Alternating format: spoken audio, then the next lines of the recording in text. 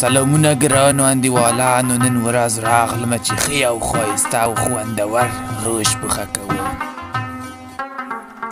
هر څه نه مخکې کاغذ واچوه، غوښه پرېمینځه په دیګ کې واچوه، لږ ذره مرچ، لږ ذره مساله، لږ ذره ذره ذره ذره ذره مالګه واچوه په دیګ د غوري سره سره سره، ګازرې مازرې، لږ ذره پیاز، لږ ذره اوږې، لږ ذره ذره مرچ واچوه په دیګ د رومي باندې سره سره. اور لمدوو د دیګي شاوخوا دپاره، د دیګي سر ته وو د پخولو لپاره.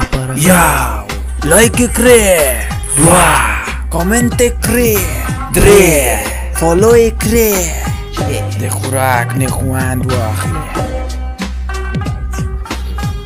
د او در زمینو خدای دې وکړي چې نوې ویډیو مې خوښه شوې مووي